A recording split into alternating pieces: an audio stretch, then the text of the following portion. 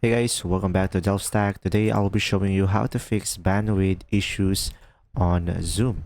So guys, if you are on a meeting, I recommend that first thing you should do is turning off your camera. So guys, turning off your camera plays a huge role. And also, if you are not talking, also turn off your camera. And another thing guys, is you could just simply go ahead and go to the three dots over here or more, and then go ahead and go through the settings. And now once you are on the settings, you could just simply go for the video and effects. And as you can see, if you have the HD turned on, make sure to turn that off, and any appearances or virtual backgrounds that you have, also turn it off. Sometimes there are the reason why you are having some issues. Another one is just simply restart your modem or internet. That alone can fix the issue.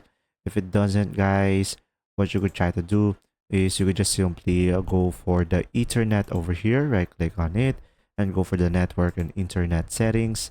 And after that, go ahead and go for the advanced network settings and disable it and enable it back again. So a simple restart on your computer itself on the Ethernet will fix the issue. And pretty much that's it. If you found this video helpful, please like and subscribe, and thanks for watching.